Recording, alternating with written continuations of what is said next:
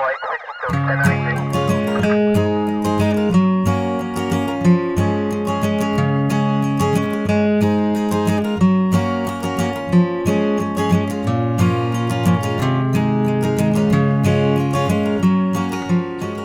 started using body cameras in September of 2017.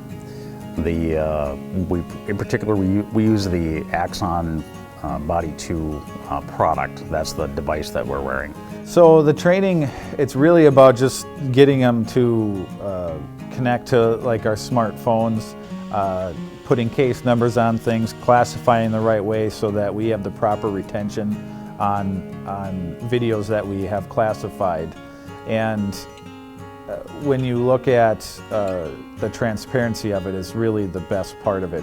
And I can very easily go into our system and review a video and see whether or not what they said was accurate or not, or if the officer did act inappropriately.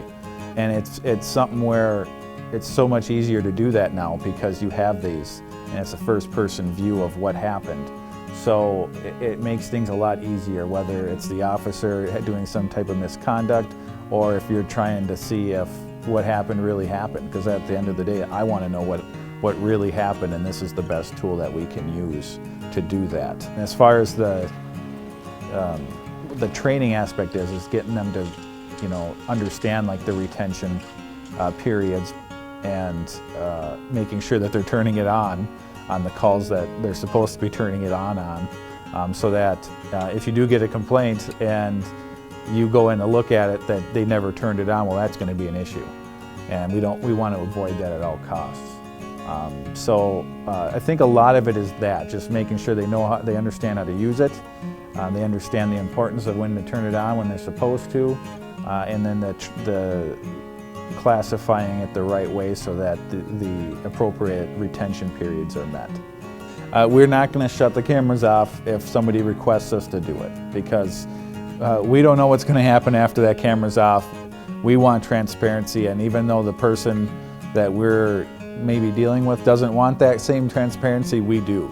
And it's not like this is public data where somebody can just come to the police department and get it if they were not involved in some situation. It's not going to be like that. So there is privacy with these if somebody is concerned about that, but we're not going to shut these cameras off just because somebody wants them off. So they're going to be recording, and if you see a body camera, you expect it to be recording. We want to not only be able to collect evidence, because that's really the primary use of the body camera, is simply to collect good evidence about what the officer sees or what is going on around the officer. Now the camera does not see what the officer sees. Okay? It never will. Okay? We can't duplicate the human eye and the human brain in how we perceive the environment, and so the best thing that we have is a wide angle, high definition camera, and so we're trying to use that to collect as much environmental information as we possibly can.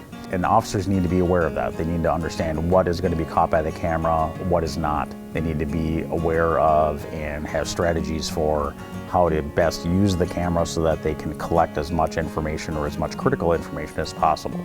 There may be things that the camera will not catch, and so what officers do is they will position themselves or move the camera or lean one way or another or turn one way or another in order to try and make sure that they're capturing those specific things on the camera, realizing that they may be looking at it, but that doesn't mean that the camera is going to see it. So knowing those limitations, knowing what the good parts of it are, we spend a lot of time talking about that and then going over examples and strategies for the officer to use it as effectively as they can.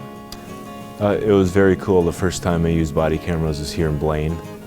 It helps your case. It helps protect myself, protect the department. The evidentiary value it has is huge. If a situation were to arise and we make an arrest, for that evidentiary value to become evidence in a jury trial, and for everyone to see what we see is huge, and it's huge tool we have, and I'm glad we have it.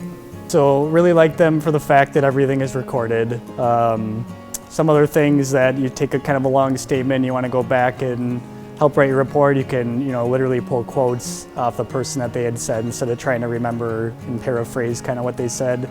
Other part of a training opportunity, if you do something incorrectly or maybe something that's unsafe for officer safety wise, is to go back on the video, be able to watch it and say, hey, I don't like how close I was standing to that person, or I didn't like my approach up to the house or a vehicle. Stuff like that helps as well, going back to learn from. I think transparency is huge. There's been, over the last several decades, that there's been more and more of a push of government transparency. And that is, I think there's been particular emphasis placed on law enforcement, because law enforcement is the most visible and most potentially intrusive part of the government. And so anything that we can do to make sure that we're being as transparent as we can, but also protecting the reasonable rights and privacy of people, we need to try and do that as much as possible. And the cameras definitely help with that. The most significant advantage of the camera overall is that people that do not experience these things and would not ever experience these things can get some insight into what police officers have to do.